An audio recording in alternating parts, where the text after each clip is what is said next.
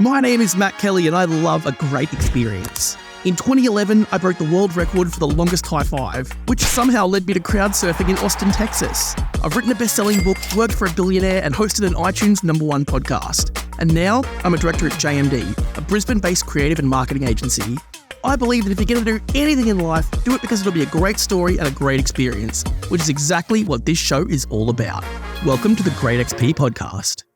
Ladies and gentlemen, welcome to episode #1 of the Great XP Podcast, the show where we talk to business leaders and marketers and we explore, good or bad, there's something to learn from every experience. With that comes today's guest. Today's guest is Leigh Drennan. He's a former professional cricketer, he's a former teacher, and now he's a content empire owner.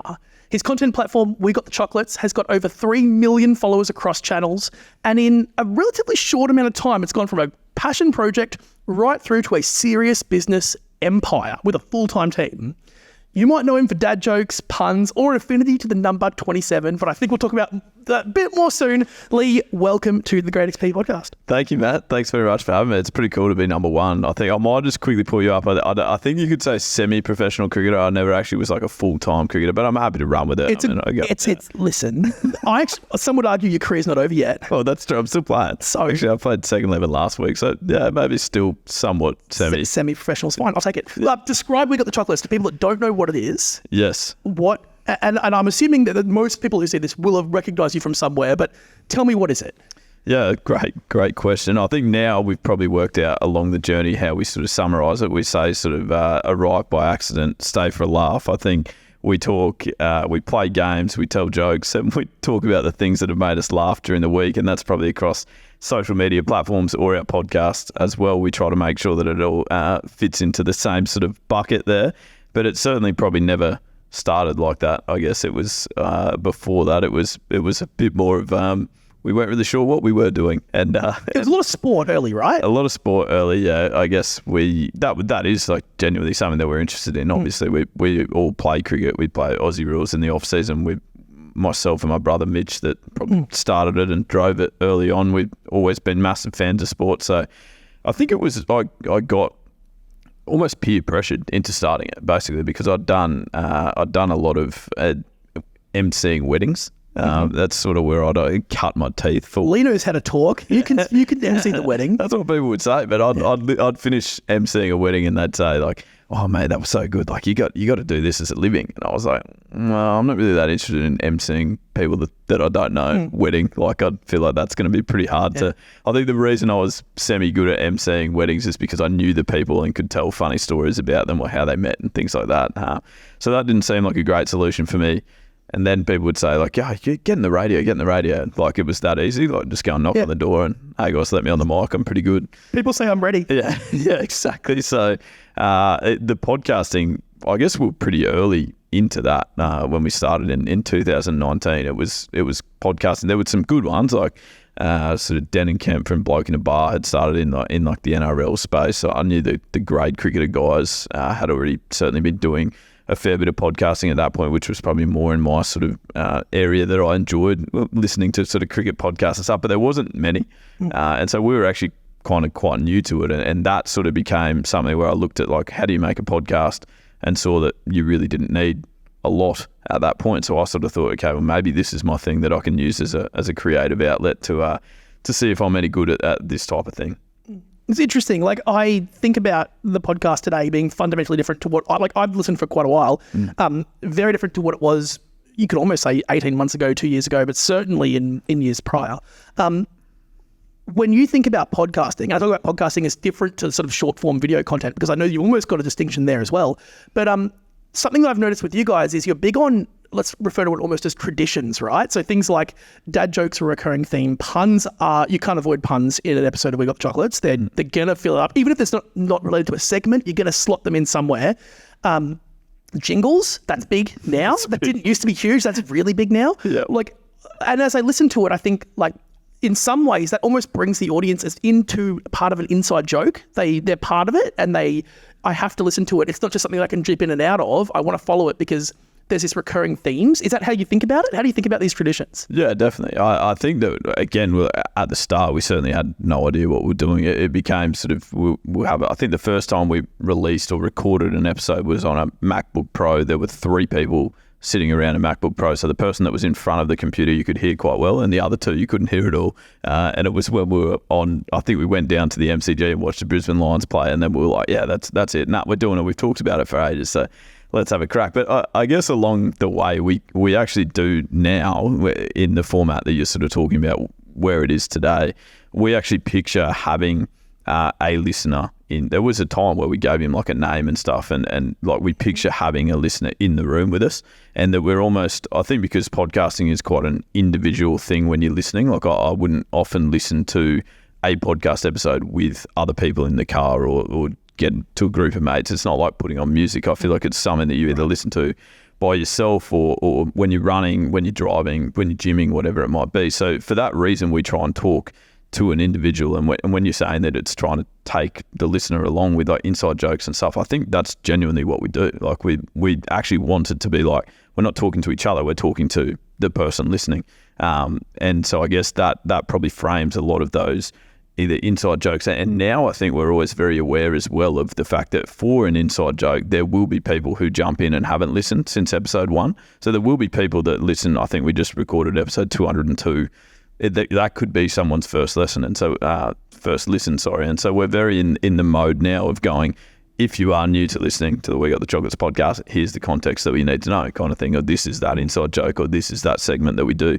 And we kind of assume that there is always someone listening for the first time. And I think that helps just understanding it a little bit more, rather than the worst thing I think listening to a podcast or jumping into a TV show, for example, is going, you know, like if I was to come home and my girlfriend was watching a TV show and I've missed 8 episodes, then you jump in and go, I have no idea what's happening. Like you can't get along for the ride. And I think we're always very wary of that in the way that we frame our content to make sure that if today's the day that you decide to listen to your first We Got the Chocolates episode, you're still included. Yeah. It's funny when you talk about talking to a specific individual that even has a name. That's, and whether you did it intentionally or not, it almost doesn't matter. Any brand marketers watching this right now will like smile at that, like commonly used like activity for in marketing. We often hear about clients who will be like, either the brand speaks as a person. So like there is a pretty well-known like business that's based in Brisbane with a very large head office here that used to have a cardboard cutout of Kylie Minogue in their marketing team as a constant reminder of like, that's how we communicate, or that's who we like when we're communicating, that's the message we want to portray. And thinking about like, how do we want to come across, but then also how do we want people to perceive us as a like common tactic. So it's cool that you guys were doing that early and thinking about a very specific individual. It's like brand archetypes are big, and that makes perfect sense. Yeah, exactly. And that's I think that's probably where it came from, to be honest. Like I'm sure that wasn't an idea that I sat there and went, oh, this is a great idea. No one would have ever tried this. I think the best thing that we've probably done throughout the process, I think, is being open to learning and being open. Like we recorded another episode yesterday. I would hope that next week's will be better than that one was. I think there's always so much out there that you can learn, people that you can learn from having discussions like this. They're a key process of us trying to get better at what we do. Right. For sure. Right. Tell me about your podcast rules. I've heard you reference the rules a few times, and I've heard different rules every time you've done it. But if there's people here who go, I want to launch a podcast, ideally you're going to learn from someone who's already done it. What are the rules? Yeah, well, people need to understand also that our podcast is very much for entertainment. I wouldn't say that you probably... So it's not strictly education? No, if you're tuning in thinking, I hope I learned something from these boys, you're probably in the wrong place, that's for sure. But the podcast rules, they kind of are, because it is obviously slightly a piss take in that we don't have like set, it's not the 10 commandments, we don't have set rules, but basically that started from us always saying, don't act, react. That was our first ever, and that became like our first rule of podcasting, like, you know, don't act, react, like let's, as in just be in the moment. And we always say that like podcasting is actually more listening than speaking a lot of the time, because if you listen to when you were talking about like the puns and things like that, that's our humour basically, is that we've always done that. We've always made stupid dad jokes, or whenever there's been an opportunity to be able to insert a pun. That's also very hard to plan for, right? You can't script. Like when you're going for 40 minutes to an hour a week, it's very hard to script that and plan puns. Exactly. So you have to react. That's where exactly where it came from, was like we actually, I think we are quite witty, like without wanting to be arrogant. That's like where our humour's always been. It's been with those stupid sort of puns, and so it meant that listening was probably the key component. So that don't act, react became like our come on, remember the rules of podcasting sort of thing. And since then it's been laugh at every joke. That's a must. And that applies to particularly Michael, who's referred to as Mick, as he basically has built a persona around being the guy that just laughs at everything. But that's genuinely him. Like, I don't know if he's following a rule. No, that's not a rule. What he does. That's just actually what he does. But I feel like, that rule was kind of informed just by what he does, because we got so much feedback saying like, Michael's laugh's infectious. I just love listening to him laugh. It makes me happy. And we're like, well, that's good, because we don't have to pretend that we don't find what we're saying funny, because we do. Yeah. That's why we make it. Now you've got a whole content pillar of just Michael Kelly laugh compilations. Yeah, well, people always want it. It's a YouTube video we actually need to make. It's like, can we just get all the compilations of Michael laughing? We're like, God, that'll take a month to edit. There's plenty of footage to get through. And then I guess we have like an unwritten rule of, because like ours is kind of like segment based with our podcast, we always try, and something we've got way better at. It was hard at the start working out when to wrap up a segment and move on to the next thing. We always really struggled with that, going like, okay, when do we stop? Basically, when's like the right moment to go, on to the next thing.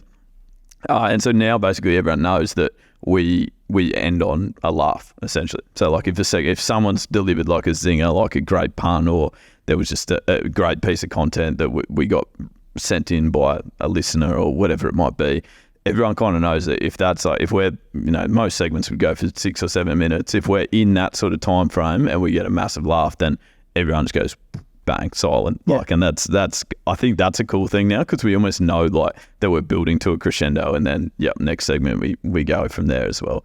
Along the way, the podcast rules have been very much like they can be sometimes like rule number 3 is don't laugh, react, and then the next week it might be rule number 8 or something. It's become very fluid and each week we usually have something new that we're like, come on, remember rule 88 of podcasting. But so it's become a bit of a piss take, but there are actually some things that we think do make for better podcasting, definitely. Out of curiosity, so we got to end on a laugh. How often do you guys then, like, you're editing an episode and you go, actually the laugh was better there, let's cut how that played out? Or do you never do that? Do you let this is the integrity of the recording gospel? Well, no, like we definitely want it to be, we certainly don't want it to be heavily edited, if that makes sense. Like we want it to be conversational. I think it's very much conversation based, and also half the time if people make mistakes, as in if one of us make a mistake, the other 3 just jump on them, and that becomes very comical, I guess, content as well. So we kind of embrace mistakes. I think that was another podcast rule at some stage as well, like embrace imperfections.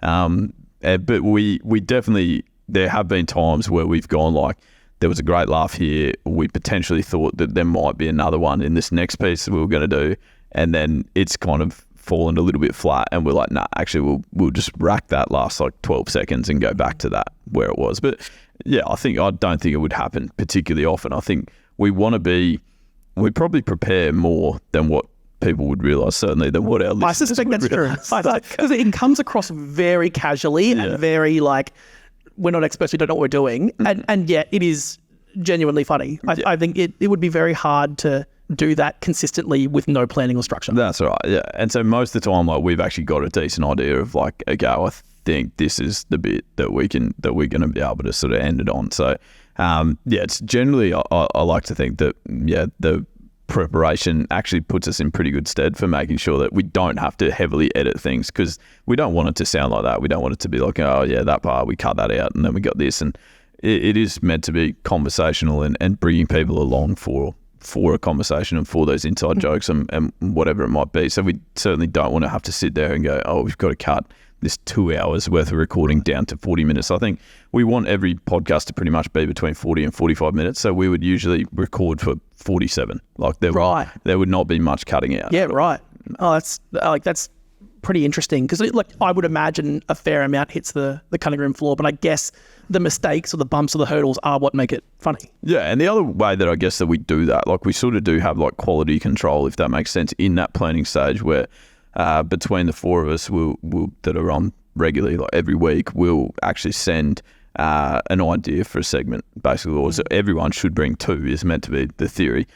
We all bring two we're going to record on a Monday morning or Monday lunchtime. Yeah. So everyone should send their two through on Friday, and then potentially if something occurs on the weekend that gives them a great idea for another one or another segment, then that can be sent through on the weekend as well. But we want to get to the point where we know we've got 4 segments. We know that we finish with a game. And so there's 3 bits to fill out, and we want to pick our best from all those ideas that got sent through. Whereas I think if we were to say, all right, we need 4 segments, and we sent through the first 4 ideas, we're like, yeah, great, we'll take them. I don't think that the content would be as good. Yeah. So that's sort of like our quality control measure too, I guess. Do you guys ever, so say you're doing a game of like Must or Dust as a concept, do you guys ever tell each other before it what you're going to launch with? or is it all just like you want a real reaction? Yeah, no, definitely. See, that's, we know what segments we're going to do, but no one ever knows what the specifics of that segment will be. So if we've that's real. Yeah, that's real. That's a reaction. And I think most of the time we try and keep it very secretive from each other. We've almost got like 2 documents. So one document that's like the shell of the podcast where we go, okay, here's the 4 segments we're doing, which you're allowed to know.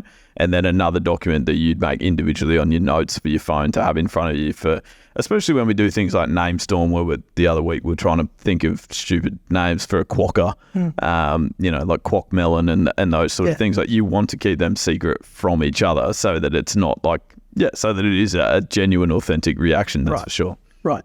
And when you guys are going through that creative process, are you thinking about things like I actually know that this person is going to say this, and you could, because you know each other very well at this point. Do you know what path someone's likely to take it? Yeah, I think a lot of the time, there's certainly always occasions where you're like, oh, I didn't expect that to go that way, and we'll probably talk about one of them later on. But I think a lot of the time, I personally would have, but just because I kind of drive the show, I'm the guy that presses the buttons and pretty much decides when, hey, that's the end of the segment, or I'll often point at Cody or Mitch or Mikus and say I'm not saying it's your turn to talk, but they know that if I'm pointing at them, it's bang, you've got something to say, jump in now, sort of thing. So I think for me, I'll often look at content and go, yeah, I feel like this is a great thing to target at this particular human. Like Mitch is very dry. Cody is quite probably the opposite of dry, where he's quite over the top with some of his reactions. So I guess, for example, if it's something like a Must or Dust or whatever, and you're talking about something that you feel like will just annoy Cody, then obviously I'm going to target that thing at him. He fires up because it's hilarious to me to hear, and I think for a lot of our audience as well, they want to hear it. So he would say "grow up" 4 times an episode. He would tell someone to grow up. So I think that sort of content, if I've got a piece like that, I know that I'm always going to him. Or if it's like a stupid pun, I'm going to Mitch, because people know that he takes a while to get jokes and that sort of thing. So yeah, certainly target individuals throughout the show. Sure. Okay, so tell me about, I want to talk about dad jokes. I suspect that, and this is my assumption on the outside, that dad jokes played a fairly major role in audience growth for you guys. It's certainly where I first started seeing you guys in the feed was with dad jokes compilations, not the long form podcast. Yeah. Is that, it looks from the outside, again, that's a totally separate content stream that you guys run. Is that fair to say? Yeah, well, certainly probably was too much at the start, whereas now definitely another content stream. We've never included that on the podcast. That's always been a separate sort of part of our YouTube strategy or short form video or whatever, most certainly. But I think certainly at the start, the disparity was too big. People would find us doing these dad joke challenges, the don't laugh challenges. They would find us doing that, and then go across to our podcast, and like you said, it was like, oh, the Broncos beat the Rabbitohs on the weekend, and people were like, what the heck is this? They're not the same guys, sort of thing. So I think more than just grew our audience, it also probably framed our content a huge amount, because we knew that there was a desire to have that type of content represented. So we knew that worked for 14-second videos, but the challenge was how do we weave that style of content into a podcast that's in longer form and goes for 40 minutes or whatever. So that became probably a key transition period for us, most certainly. And yeah, it's definitely exactly right what you're saying. I think that Don't Laugh challenge was probably the best thing we ever did, I would say, for the fact that exactly that. We thought it would be a great thing to do for fun with our mates. Everyone that was in the video was just one of our mates. We just organised a day to all come over and fed them some food. And not hard work, is it? No, exactly. Like at that point, it was just like, let's try this and see how it goes, sort of thing. So that was as much thinking as went into it, and that obviously had that sort of viral component. I think that the timing, again, with like TikTok at the time being quite new, but also that being a platform where you could essentially get a video to go viral from having no followers, which we'd never experienced before. That certainly wasn't the case on Instagram. You needed an existing following to have your content be viewed by a lot of people, which obviously isn't the case anymore. But certainly at that time it was, and TikTok kind of offered that lifeline for us, so that when people started seeing these Don't Laugh Challenge videos, it was like, that's good, where can I find more of this content? And so that I guess became like a longer form thing for our YouTube, but then also getting people across to the podcast where the puns, like you talked about, the stupid, like the name storm, the mustard dust, all that content, I think is, as you said, has become less about, we want our content to be evergreen too. So we want people to be able to listen back in 2025 and be like, I'm interested where the boys started, kind of thing. So listen to our content then and go, oh yeah, I still get that. That's still relevant. Whereas whoever won the footy in round 11 of 2021 wasn't. And so that was a key change that we made. It's also not great for an international audience, which is what I imagine you definitely have now, given the size of the audience. Yeah. So that was probably also a necessary pivot from the content to make sure that, hey, if we're going to attract this American or UK or whatever audience, like I can't talk about NRL scores. No, and again, that was really authentic. Like we did like sport. We do like sport. There's no question, and we probably individually we are quite interested in who wins the footy on the weekend. But as a content piece, that was not engaging, or certainly for the existing audience that we had built from dad jokes. But when I talked about emceeing weddings, and that was the type of thing that I used to do, was prepare those wedding related dad jokes and deliver them during, like, find ways to weave them into. So the Don't Laugh Challenge, where we're essentially lining each other up and working on delivering jokes to each other, that was something that we genuinely enjoyed doing. And I think that became I would assume that that's probably the reason why people enjoyed it, is because it was a group of mates that found themselves probably too funny, and some people that would have annoyed, but for a lot of people it was COVID, it was times where people were probably doing it tough, and it brought a little bit of light to their day, which was cool. So pivoting from content as a sort of pillar of activity, I think about the fact that you guys are full-time on this. So yourself and Mitch are full-time on a production standpoint as hosts. You got full-time behind the scenes as well, working on edits and all the stuff that comes with that. Revenue, obviously the platforms pay ad revenue. I'm sure that goes a long way. I know you guys also do brand deals, but it feels to me like you treat brand deals or ad reads almost like they're their own content piece. Is that fair to say? Yeah, absolutely. Well, I think we probably learned that pretty early on when we actually had, because there's a bit of negativity sometimes, I think, around brand deals from like content creators, and you've got that sort of that element of like, oh, you sellouts, like that kind of. I don't think anyone's ever even said that to us, but that I've seen it on other creators sort of platforms and stuff, and been a bit like, oh geez, it's viewed pretty negatively.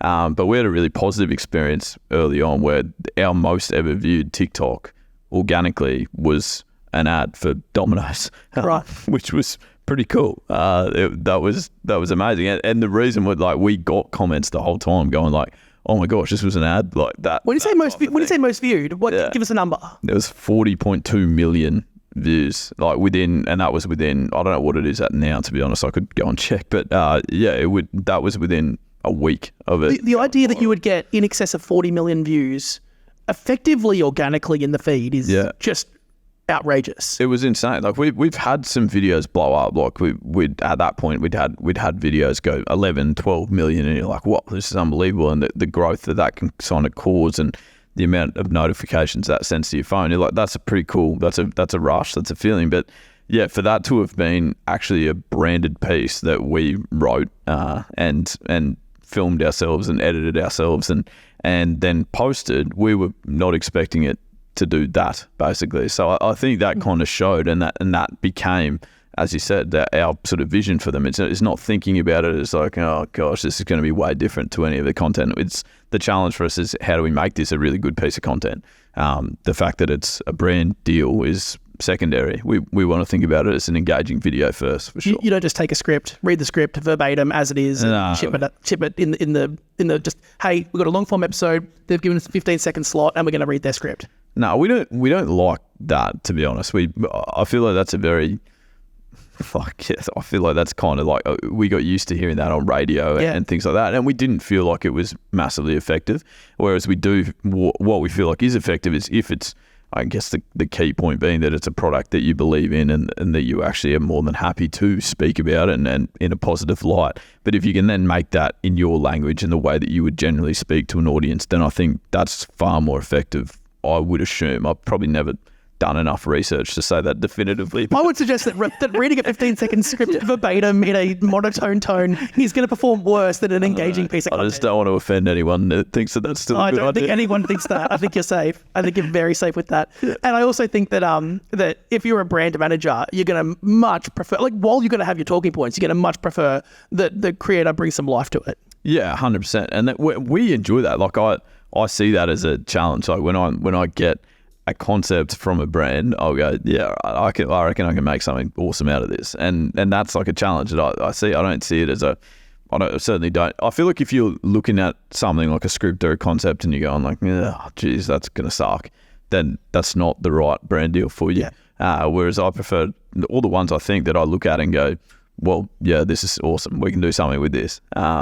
That's the position that I want to be in, essentially. And like you said, most brands that we've worked with would come to us and say, here's our sort of concept, here's the brief, but make it yours, like make it your own, make it work for you. And most of the time when we'll send stuff back, it's very supportive of that vision, because that's going to be better for your engagement, like for us personally, but also that means that for the brand, it gets out to more people. So it's a win-win, I would think. Is that what makes a good brand deal? A bit of freedom and flexibility? Like if you said, like I represent a large company, we've never worked with creative influencers like yourselves.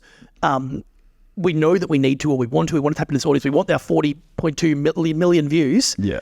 Like what makes a good brief? Yeah, it's hard because I definitely wouldn't want to encourage people to go too far the other way. That would certainly from a brand perspective, because we have had ones where we've gone, hey, boys, we want to work with you. And they're like, oh, okay, awesome. Like, what are you thinking? Like, give us something. Like, what do you want? And they're like, we sell clothes. Like, I don't know, just be creative. Like, that's pretty hard. Like, it's, especially if it's, a brand with a lot of products or a lot of ways that you could go. So I think there definitely needs to be some scope. Like, and it is a better experience when the brand has something in mind where they're like, we think that these guys are the perfect fit for this particular concept we've got. But then I also most certainly think that you don't want to then go, hey guys, we need you to read this line for line. Yeah. So I think there's a middle ground there where it's, please do help us. We need some direction. But also we've got this idea that we think works within the confines of that concept. Are you happy with this sort of thing? That I think that just needs to be, it's a collaborative thing, right? It's something where you like, we know what the brand wants, but we also know what our audience wants. How do we merge those two things together? So a bad brand deal, is that a brand deal where, like, because I imagine you wouldn't take one if you didn't agree with the way they were approaching it, imagine. So is it literally that there's too many rounds of changes at the end? Like, what makes a deal just sour for you? Yeah, we haven't had that many sour experiences, luckily, and I think that probably goes a lot with who you say yes to, for sure. But we did have a sour experience where it was more the fact that, like, inside jokes for us, or not even inside jokes, but sort of our style of humour, which I guess can at times be a little bit, what would you say, like the sexually orientated, suggestive. It's not necessarily G. It's probably more PG than G. More PG, yeah. Like I would look at a lot of PG shows and be like, that's sort of our type of humour. I also wouldn't say that you're M-rated necessarily. No, it's usually more suggestive, I think, without saying anything like ridiculous. Yeah. It's like, that's what she said, type of vibe. Yeah. And we've made content where we were like, this is a banger, like this is awesome, because it had that type of humour in it, to send it to the brand and then go, oh, sorry, that doesn't fit our brand, which is just something that should have been ironed out before. You're like, we should never have spoken. You should never have spoken to us, and we definitely shouldn't have come back to you. And because we kind of feel like if you're familiar with our content, that's what we do. So for you to say that doesn't fit with our brand, it's like, so basically what you're saying is that we need to make content for you that's not really it's not really actually helpful for us, and it's probably not something that people would look at and they'd be like, where's the, like our audience is kind of going like, where's the funny part of this? Like, like, well, this is not what they do. This should not be in this feed. And that for me, I think is a poor brand deal where you're like, people are like, well, they've obviously just done that because they got paid to do it. Like, that's not actually something that's engaging or funny, in which is generally what our content pillars would be.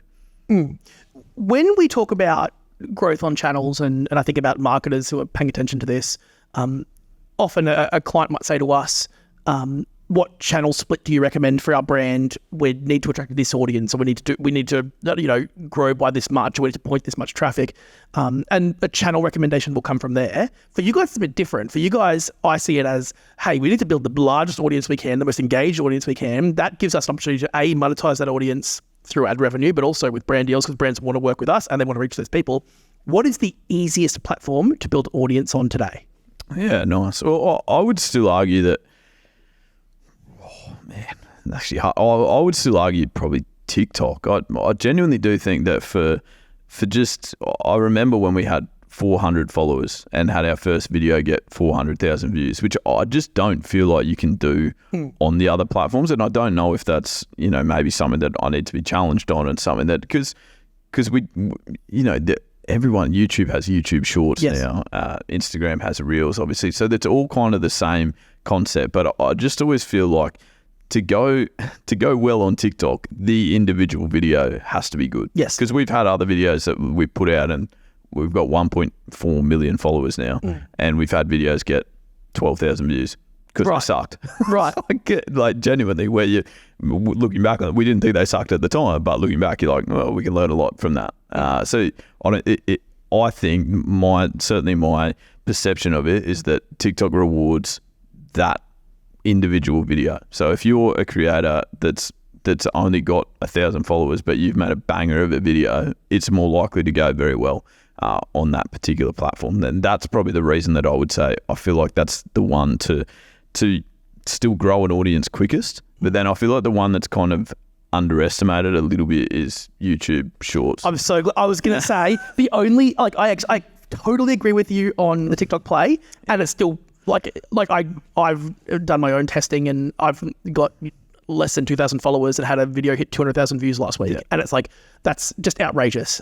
However, 12 months ago, YouTube Shorts was the same. Yeah. At least in my experience. In your experience. Yeah. Well, no, I would definitely agree with that, because we had, but probably it built our following massively. Like we posted a lot of long form content on YouTube and sort of use that as like, got short form over here on TikTok and Instagram, long form on YouTube. And then we probably made the switch maybe the same time, like 18 months ago or whatever. We went, well, let's harness this YouTube Shorts, and same sort of thing. Like we had some videos get outrageous views over there. Yeah. And so I think that's kind of the one that people sleep on a little bit, because often you associate YouTube with long form content.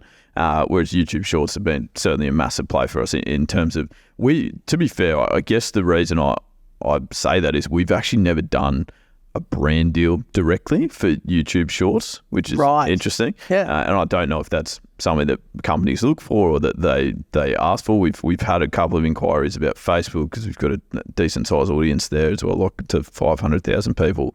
And certainly TikTok and Instagram have been the two that we've done lots of brand deals for. Never one for YouTube Shorts. So I think it's interesting. Like, I'd probably put that slightly to like the side a little bit, but certainly in terms of growing an audience, I would say YouTube Shorts have been massive. I just can't, I can't say enough good things about YouTube as generally. I think, I personally think it's the hardest platform to build an audience on today. Maybe separate long form from shorts. Yeah. I think building a subscriber base on YouTube is really hard. Yeah. The likelihood of going viral quickly and easily does feel harder. Again, I know I'm sort of contrasting that sort of month on month over a couple of years. I feel like 12 months ago, shorts was easy. And so I just think it's quite interesting that brands don't even think about YouTube Shorts, or at least we don't hear about that. We hear about brands talking about Reels, TikTok, even like vertical, so story-led content. but they don't talk about shorts. Yeah, and I agree with you. I find it strange, and probably only in this conversation that I've really thought, oh, that is quite strange actually, because the virality of YouTube Shorts we know is definitely there. So you can get in front of a lot of people, and I think that that will change. My prediction would be that will change at some point, because YouTube's just such a strong platform. Like, you've got long form content, you've got short form content.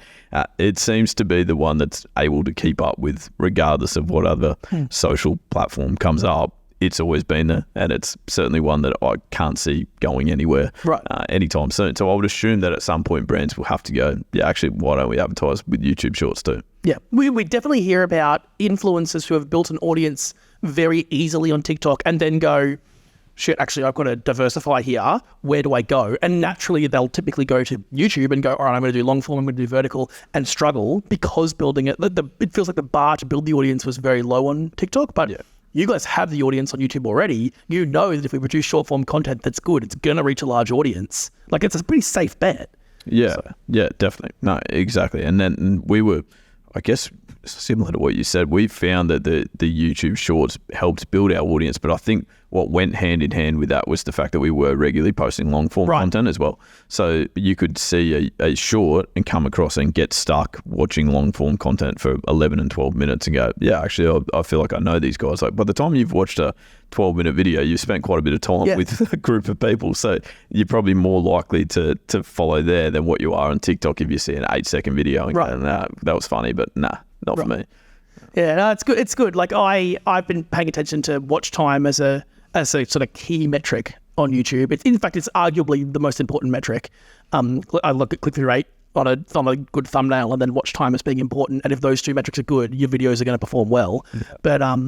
But I think that if you can hook them on, a dad jokes short, and then you know that X% are going to watch the long form, or 12 minutes, they're bought in. There's no way they're not hitting the subscribe button. No way. Yeah, no, exactly. I think if you're going to watch for that period of time, then I would be interested to see. I don't think there'd be too many people that spend 10 minutes watching your video and then go, I don't really want to see them again. No, your mates now. Because you sort of make that decision. I know for me, like, definitely even in TikTok or Instagram or whatever it might be, like, when you're really scrolling, like, you're going, oh geez, I've probably got 8 minutes before I go to sleep here. Yeah. So it's like you're looking for stuff that instantly captures you. So you don't have long to capture people's attention. So if they're going to spend 10 minutes, well, you've obviously done something right in the first couple. Or they're looking for the right thing to fall asleep to. Yeah, which is also, you'll take it. But yeah, I've had that before where people have said, you've got lovely voices to fall asleep to. We're like, okay, thanks. I've got a similar experience, actually. I was looking at some stats recently that showed that my watch time increased after 9 p.m. at night. Nice. And I was like, oh, that's like nice, but also not great. I don't know if I like... So I'm not keeping your attention. I'm really just reciting a narrative to you while you're asleep. Oh, well, whatever works. I mean, there's a place for all content. And the ads still play. So, exactly. Like, it just happens. You happen to be asleep. Yeah. When I talk to brands, they've almost got this unfair advantage when they produce content, because they focus very strictly on, if you're a brand producing your own campaign creative, you're focused on your brand, your message, your narrative, your look and feel. And then what you're going to do is you're going to go, we don't get viral reach. We don't get organic reach. We're going to throw bulk ad spend behind this and force it in front of an audience. And they'll come up with their own metrics around what is and isn't successful. You guys have almost had to go the complete other way. Ad spend doesn't play a role for you guys at all, I would imagine. It's all, we get the right narrative, the right message, and then we make sure that, hey, if we play to the platforms correctly, it's going to reach the audience. Do you think about the platform and the mechanics when you're producing creative, or are you like, hey, this is short form or it's vertical, it's going to go on every channel, and we know that on one of them it's likely to work? Yeah, no, I think we know that different things have worked better on different platforms. I don't think we've ever sort of exactly worked out what it is, like, because I think there is still an element of not luck, but certainly like random. There's random ones sometimes where things will pop off and you're like, whoa, I didn't really expect that. But I think we'd probably figure that if we've had, most of the time, if we've had a video go well on one short form platform, then we'll look to try and get it somewhere else as well. I guess what we like to try and do is potentially create a slightly different like cut. It might be that it's shorter, or it starts differently, like with the different hook, or the caption's different or something like that. I think the habit that we don't want to get into is is just posting the same piece of content with the same caption across 4 different platforms. I don't think that's the way to building audience. And certainly when, for us, a lot of people, I look at myself and I have Instagram and TikTok and YouTube and probably Snapchat. I haven't logged into it for a long time, but Facebook. So most individuals have multiple forms of social media. So you it's in your best interest to make sure that they're across different ones, essentially, because if one, for whatever reason, ever bites the dust or a new one comes on board or whatever, you've actually got the ability to communicate with your audience in a multitude of places, which I think is a very powerful position to be in. Like you spoke about with people that have blown up on TikTok, but then try to get to other, we'll put longer form content on YouTube and Facebook. And I guess we're very specific as to when we plan content, whether it goes longer form and short form, or just specifically short form. Right. Sure. As you were speaking, it reminded me of 2 weeks ago, Casey Neistat posted a video where he's walking down the street in New York.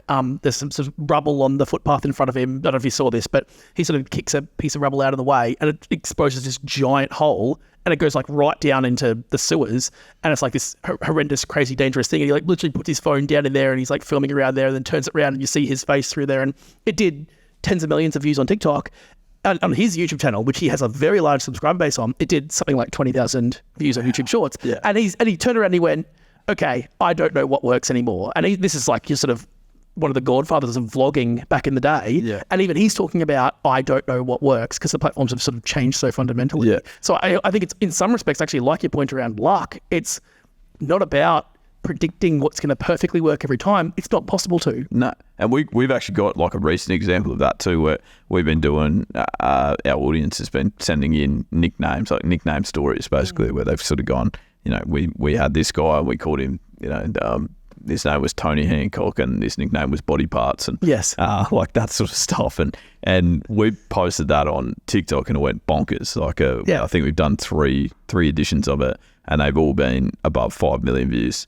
And then on YouTube Shorts, like maybe 120,000 views. Yeah. And we can't work it out. But then the opposite would happen too, where it's like we posted a joke like from the Don't Laugh Challenge on YouTube Shorts. It's gone bonkers. And then on TikTok, done no good. So yeah, I think you just have to play the volume game. Well, it's like, I guess with my like cricket background, it's funny because we would always like say to each other, like, you get in form with like cricket. Right. Just when you think you've mastered batting, you just haven't. Like, it'll just find a way to go, no, you haven't, man. Like, and some bowler will work out how to get you out 3 times. And you just forget how to bat. Yeah. And we feel the same often with posting content, where we're like, oh, I really thought we had to figure it out on this platform, and then bang, just come crashing back to earth.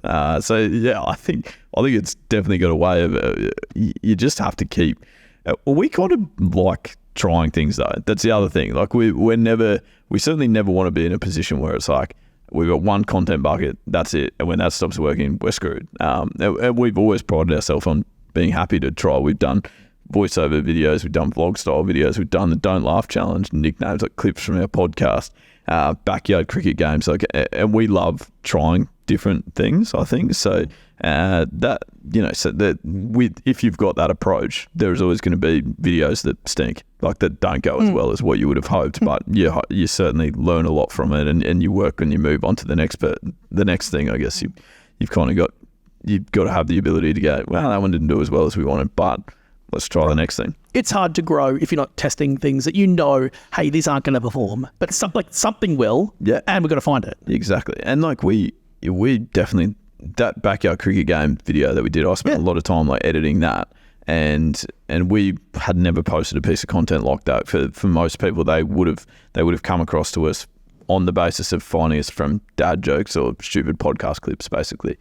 So for us to post a piece of content like that, where it was just like an extreme game of backyard cricket, like to the point where probably we'd mowed like a cricket pitch and there were Gatorade cans and eskies and stuff everywhere. Like, and we went like really over the top, but and then voiced it over, and so the voiceover aspect of it was still quite engaging and funny, I guess, but certainly it was more of a storytelling kind of arc, and that video went really, really well for us when it was the first video of its style that we'd done. So if we hadn't have tried that, we wouldn't have known, like, okay, we've probably got something else that we can do there as well. Yes, which is cool. No, it's very cool.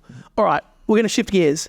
I've thought about your podcast, I've thought about your structure, we're going to go into a little segment here. Okay. It's a rapid fire segment. I'm calling it the Express, right? For you, it's probably not Express Pace, but we'll call it the Express. Okay. So here is my first rapid fire question. And by rapid fire, there's no time limit. You can actually answer as quickly as you want Slow to. fire. But we'll roll it. So last 12 months, Yeah. best experience, and I'll call it work. Yeah, okay. Definitely the whole Lucky 27 Prince Albert experience was just insane. Like the fact that we talked about the fact that we are planned, but we never know what's actually going to happen within that segment. Yes. And that was an example of that. And probably a lot of the things that we've talked about, the fact that we like to end a segment on a laugh, where I remember, I think that was the first time we were doing like a nickname sort of segment. Right. And it was like the guy's name was Willie Pearson and his nickname was Prince Albert. Yes. And I sort of thought it was hilarious. And Skin didn't get it. Skin didn't get it. No, he had no idea. So he didn't laugh. Goaty didn't give me much. And I was like, well, we can't end the segment like that. So I had to just like quickly, I don't even know what made me do it. It certainly wasn't a plan. I just remember playing the odds game in high school with my mates. Yes. And doing stupid stuff. And so I said to Mitch, like, odds of getting a Prince Albert piercing. And for whatever reason, he played along thinking that I think in his head, when he retells the story, he was also like, well, it's poor podcasting if I just say, not doing it. Yeah. So I'm not going to say 1,000. Yeah. So that's not interesting. He played along as well, said 50, and then the 3, 2, 1, 27. And for the next 12 weeks, just like the planning that went into that, we flew to Melbourne to do it. Mitch went through so many different pieces and looking for one with a perfect 5-star review from over 500 reviews. He had all this. I would imagine you wouldn't want to do that research for that type of a piercing. With what was on the line, I think he was pretty keen. We obviously spoke to his fiance about how she felt about it. Just that whole story arc coming from nowhere. Right. I think that was my favourite experience, because I think that was testimony to how much better we've gotten. The fact that we were able to take something happening like that, which we didn't expect, didn't plan for, and then making 15 weeks of content out of it, a YouTube video out of it, like that was my favourite work experience for sure. Yeah. And I would imagine it probably was for Skin as well, albeit potentially a painful one. Yeah, I think he was horrified when he actually. Well, I mean, to be fair, we tried to give him an out. Like we tried to say, plenty of outs. Like, we're like, mate, don't do it. Like, I think if I was in Skin's shoes, I would never have done it. Yeah. So the fact that it was him, not me, is probably what generated so much content, because I would have said, cut that out when I posted it. Then no one would have ever known, because I would not have been putting my flute on the line. No chance. No, I mean, it's like even down to, like, I remember seeing comments from people being like, I've had it, don't do it. Like this is dangerous. We had a doctor call in saying, like, I've had to amputate a bloke's penis from doing this, and we were like, oh great, thanks. Well, I mean, we're 3 days out from going to Melbourne, so we can't really. It's already booked. I can't cancel that. Yeah, it's so a flight. Just that whole experience was unbelievable. Yeah, genuinely. And then like we had, I think we were sponsored by Better Beer at that point, and they sent us like shirts. Like they got shirts made up of the Lucky 27, and it had P. Albert on the back. And myself and Michael ran the marathon, the Gold Coast Marathon, wearing those shirts. And people were like, so many people just knew about the story, and they were like yelling at us like, Prince Albert. And it was just amazing. I think, just the authenticity of not having any plan around that, and then just what it created. That's my favourite memory from in We Got the Chocolates history, I would say. Crazy. All right, so it turns out the Express segment is not very express, but next question, last 12 months, most challenging experience at work. Ooh. What comes to mind? Nice. I think it does come to mind, most challenging. Sounds like something came to mind that you didn't want to say. It's good. No, I've gone. I've just battled it. What's difficult? What's difficult? Because I think people look at what you do and they go, looks fun, hanging out with mates. That doesn't look very difficult. No, I genuinely would say, I think the reason I've hesitated is because I don't think it's a great answer, but it's genuinely like the process of getting better at video editing and creating content is the most challenging thing. I think that we want to be better. We have a desire to go, okay, how do we make ourselves better at these particular things? So, there was a YouTube video that we did recently, the Last to Laugh challenge, And it was funny because it wasn't probably even our most successful video, but it was probably the thing that we spent the most time doing, that we dedicated the most time to, I remember. And even worse for Mitch, he did an all-nighter one night trying to edit it to make sure that it was up on the date that we said it would be up, that we'd kind of promised. And I think that's challenging. I would say that would be my answer, is putting so much time into something for it to potentially not yield the results that you were hoping for. Right. I always find that a bit of like a kick in the gut sometimes, to go like, oh shit, like we'd spent a lot of time on that and people didn't like it, versus we've done things before where we've thrown it together and people have shared it a million times for whatever reason. So I think that's the biggest challenge to go through, is that it's continuously trying to get better day by day in your skill set, and in how you create content and how you tell stories, and that it's not necessarily going to be that every single thing that you work on is instantly successful, man. But that can be challenging. I certainly, for Mitch, I felt probably horrendous for him that day, because I know he was operating the next. I think we had a brand. I remember the next doing day. A brand shoot with the us. next day with you. Yeah. So, and Mitch was operating on 45 minutes sleep. And when we posted that video, it probably didn't go as well as we wanted. And Devastating. I was like, oh, that hurts. Like that's massive. So, but then, yeah, like the positive sort of frame of that, I think you mentioned before about the click-through rate and thumbnails. We changed the thumbnail on that 3 weeks in and like doubled the views on it. Yeah, that's cool. So that was pretty cool. That's an underrated hack. Yeah. Like that is like, if you're trying to run any YouTube strategy and you don't, and it doesn't perform the way you want it to, and you don't spit out additional thumbnails and ideally titles too, you're probably missing a big opportunity. Yeah. And if I can give you two answers for challenging things, the other thing is, because we talked about the fact that Mitch and I have now gone full time on it, which people, I think from the outset, sometimes, I certainly know my mates at cricket and stuff, that they would say like, oh, well, that's the dream, what a job, like, you know, that sort of thing. You're just hanging out with your mates. Yeah, exactly. And I think actually when we went full time, we were like, oh, this would be good. Like, we don't have to sit up till 3 a.m. editing every night. Like, we can, you know, focus our time on that. And now that we have been able to put more time into it, we've had more work to do. Yes. And I think working out what we need to prioritise and being organised. We've obviously never been business owners. I was a teacher. I'd pretty much just, here's your timetable, Leigh, go and teach these kids. Like, that was as much as I had to think about my day. You'd plan your lessons, obviously, but actually planning for a business that's essentially yours and working out what do we need to prioritise today, when there's so much that we could do. Right. There's so much stuff that we could work on and dedicate our time to today. What needs to be done? I think that's been challenging, but between us, probably trying to work out like, okay, because sometimes it feels like you've got a to-do list that just is always the same. I reckon there's two things on the bottom of our to-do list that have been there for 8 months. Yeah. And they're like, but they genuinely aren't that important that they need to jump above making sure that our podcast goes out every week and that the YouTube video goes out at the right time. And I think certainly that's challenging at times, just working out your priorities. Do you, like, when you think about prioritization like that, like I think about all those people who say, I'm going to start a business because I want more flexibility and more spare time. I have never heard of anyone who's actually gone and done it and had more spare time. No. Or if you do, you're probably not trying very hard in your business. I don't know how you could, because we care obviously so much about what we're doing. This is the job that I've been the most invested in. Apologies to Education Queensland, but I'm sure that'll benefit. Yeah, that's right. Like obviously, because it's something that we created from the ground up.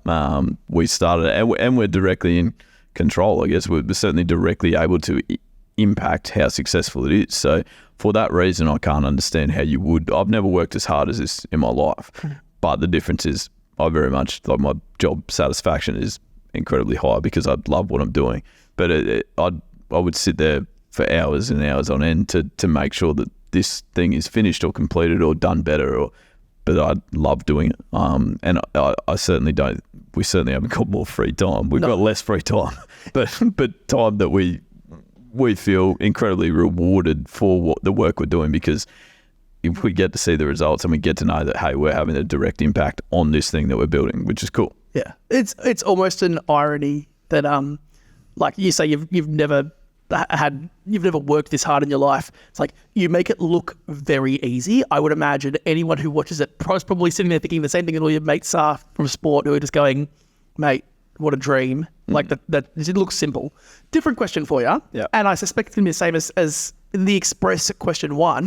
What is that one thing that you've done in the last 12 months that you think you'll remember 10 years from now? Yeah, I probably wasted that answer. Definitely early. That Number was 27. Yeah, that number 27. I'll certainly never ever forget that. But I've actually got another answer as well. Like we spent so much of our lives growing up in Australia liking cricket. We adored Ricky Ponting. That's myself and Mitch. Like he was our childhood hero. Australian cricketer, obviously for an Australian cricket captain for so many years. And I think the massive pinch yourself moment that we had was only 3 weeks ago when we were in Melbourne for the Big Bash drafts, the WBBL and the BBL, and we were essentially down there covering that as a branded opportunity as well, I would say.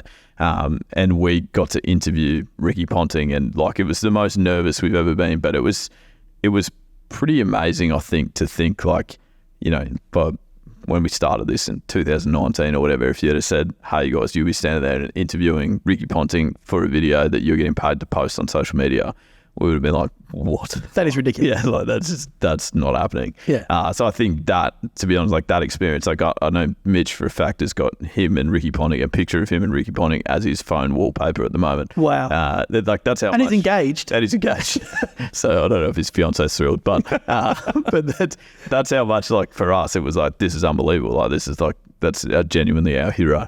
And cool. We were sitting in a room interviewing him. That was fairly cool. Like that was the moment where we're like, well, I think we're going okay here. Like, a few big names in that room. There was some big names. We got to like on the same night we got to speak to Glenn Maxwell, and we spoke to some really good players. Darren Lehman was there. Like, but that was kind of the thing, is that we always loved cricket and we tried very hard to be good at it, but not quite being good enough to be at that level as a cricketer. But to be able to mingle and speak to those people still as our job, that was something that I won't forget either. Must or dust paying to be verified on Instagram? Oh, well, I have to say dust because we haven't done it. I don't.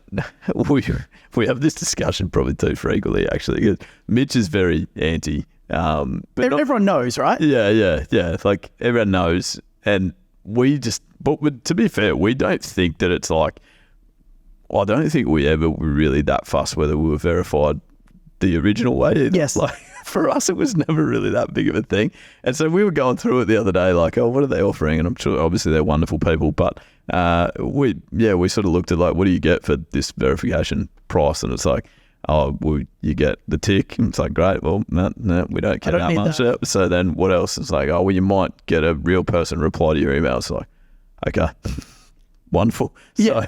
So, we're just not sure that it's a price that we're willing to pay. Yes, so I would have to say it's not that expensive either. It's like, I just don't value it. But I just don't really get what we're getting. It feels like it's just like a donation. It effectively is just a donation. I don't feel like I'm getting a great deal out of it. So that's what we've probably been. There were a lot of rumours early around you'd reach more of your audience. Well, that's a different story. We started looking at that, and they were like, with trialling that in the US, I'm like, okay, well, let us know how that goes. Because then, if that was, I would see that as value add for sure. Like that's probably worthwhile in that case. So I think it could get to the level where it's a must, but at the moment, it's still dust for me. Got another one. Must or dust? DMing Jennifer Love Hewitt on Instagram. Yeah, I also did that. So I know you did. I have to say must to that. That was I was a big Ghost Whisperer fan. So it was Ricky Ponting and Ghost Whisperer were my two things. So we couldn't believe it. Like we've obviously had some pretty cool. Like Adam Gilchrist followed us the other day. We're like, well, we could, like in the cricket fraternity probably it's been more. But Jennifer Love Hewitt was like, what the heck? So to be clear, she followed us. Yeah, and I DM'd her. Yeah, and said like, hey, thanks very much for following. Have a nice day, and thanks for Ghost Whisperer or something like that. I'm sure it was perfectly curated because I spent about 6 hours playing it. You did before pressing send, and then I think I accidentally pressed send before I was ready. But anyway, there was she was lovely. She wrote back. We could have left me on red, but we got it back. So now I feel like it was well worth it. And the door's open. Yeah, well, I didn't send another message though because I never want to be left on red by Jennifer Love. And that was likely. After that was likely. I feel like you can get away with one. Yeah. Like there's been times where I've probably DM'd someone that their status was slightly higher than mine, and I've gone, one, got a reply, and then got too greedy, gone again, and left on red. And you're like, oh no, starting. So that's why I knew when to retire. Fair. I think the door's open for something in the future. I think so. I would love to. If we do a US trip, there'll be someone that they'll have to probably go the double message then. Oh, without any doubt in my mind, you have to. We'll wrap this up soon, but I got to ask you, what's it like building a business with your brother? Well, awesome. I could only speak positively about it. To be honest, I think that says a lot about his character and the relationship that we've always had. Like he's 7 years younger than me, but we were always incredibly close. I think he pretty much was mates with my mates just for the fact that was kind of how we walked to school together, and I would walk home with my mates. Mitch was obviously there. I think he's just always we've had a very loving relationship. So certainly, like I think the only difference is that there's probably conversations that we have that are far more frank than what you could have with a person that wasn't your brother. Right. I would suggest that that's probably the only difference, where there's times where we'll go, probably speak to each other. I wouldn't say unprofessionally, but certainly just far more frank, where you're less concerned about people's feelings because you've dealt with them for your whole life. And you know it'll all be fine. You know it's going to be fine. We used to have humding and battles about who was batting first in backyard cricket or whatever. So it's you sort of know that you can speak your mind to each other, and you're pretty assured of how they're going to react. There's no HR complaints. Like you'll be able to bash through that. Yeah, but that I think that's kind of the only difference. Otherwise, I think it's incredibly positive. Obviously, I like him as a person, so that helps a huge amount. I mean, if he was not a great bloke, I'd probably question whether I wanted to build a business with him. But he's a legend. We've always got along incredibly well. So from that perspective, I actually see it as really positive and really special that we can have that relationship where we know that we love each other, but also that we get to build a business and go to work together every day. I think that's been really cool. No, that is cool. Where do you ever look to other channels, influencers, whatever, for inspiration? Where do you look for inspiration? Yeah, definitely. I think you have to certainly have to be aware of what trends are going on, or what ideas that people are having success doing. And it's certainly in no way am I saying you go and copy that creator by any stretch, but I certainly think there's been times where I've seen a creator do a video and gone, I know how we can make that We Got the Chocolates, like as in how we can put our spin on that concept, not just remake that video, but certainly take a concept like that and go across. So I look at guys that definitely like Josh Garlib, that's done like the Kick It Forward page and podcast. I look at a lot of sort of like his skip-based things and find them just very relatable and stuff that I look at and go, yeah, that's cool, like that's funny. But it's not so much even, I don't think, for the ideas. I like probably where we more look at it is for like the creation of it. Like a lot of the time we'll look at people would find it stupid because we make very entertainment-based content. Like I said, pretty stupid, like borderline stupid content at times. But we watch very pretty integral, like impressive editing, like YouTubers that are guns at editing and stuff, because we look at stuff and go, we want to do that in our videos, and then it becomes like a process of that looks cool, that transition's cool, or how do we do that? And so we probably more use it for that, to be honest, rather than just going like, what a great idea, let's try and do a version of that. But like definitely I think like part of TikTok is trends and keeping up with those type of things. I know I'm still pretty rattled by this whole Roman Empire thing that's going on at the moment, but how often do you think about it? Oh, never. Me neither. My wife asked me. My wife seriously asked me, and I went, "No, I don't." Actually, if the girl I'm getting to know also asked me, I was the girl I'm getting to know. What are you talking about? So I know nothing about. The closest I've been to the Roman Empire is eating a Caesar salad. Yeah. Not much chance. But yeah, we're across. Like we enjoy consuming other creators' content, and if it sparks an idea or it sparks more like a editing piece or something, a transition that we can look at and try and learn and stuff. I think that's what it's more about. It's as much reverse engineering, like tactics and techniques, as it is like you're not duplicating. You're taking and leveraging. Exactly. Yeah, and a lot of the time, like we that's how we learn to do something cool in video editing, is by looking at like a YouTuber that we like Mr. Beast, sure, someone like that. Ryan Trahan, like we'll look at Ryan Trahan's the best. He's so good, like actual gun. Yeah. And like, we would never look and be like, hey, we want to do that exact video, but just with us as him. Like that, I don't think that works either. Like, that's not really content that's that's never going to work for someone. But 100% we've looked at things that he's done in his video and been like, that was sick. Yeah. Like, how do we learn how to do that? Yeah. Mr. Beast, you just need a lot of money. Yeah, that's a different one to try and replicate. That's the one thing that we're struggling with there. But no, he's impressive. Oh, very impressive. We've got Jeremy Ward behind the producer desk over there. I've got a question for you. What's it like working with JMD? Fantastic, actually. Yeah, no. Be nice. Yeah, I didn't get to... No, we did have the pleasure of... they actually made us wear a giraffe suit one day. I mean, we were advertising for Domino's, so we were not even... Naturally, which one a giraffe suit? Giraffe suit was just a no-brainer. No, it was great. We had a wonderful experience. Hopefully we get to do it again because we enjoyed it a lot. I think a lot of the phrases that we now say when we're shooting our own content or recording our own podcast is courtesy of the JMD crew and what they taught us on that day. I'm talking about things like, doing it again for sharps. Do it for sharps. Yeah, doing it for sharps. Obviously, if we ever need to go to the toilet, we're just popping off for a 10-1. There's a lot. They've taught us a lot. And most of the time we use it only to take the piss out of, but... I mean, it's not very useful on your podcast that I wouldn't imagine. Yeah.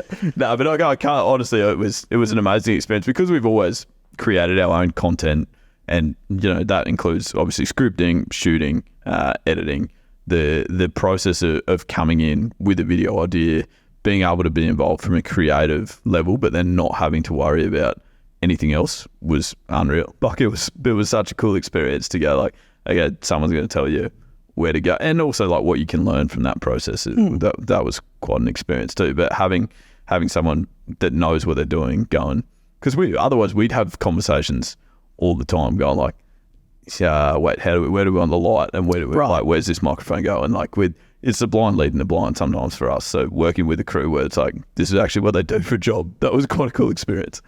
All right, that's the podcast. Episode 1, that's in the can. There you go, there's another one for you. That's in the can. Right, he taught us that one too. Oh, very good, very good. Thank you for watching this. I really appreciate it. Thank you, Leigh, for joining us today.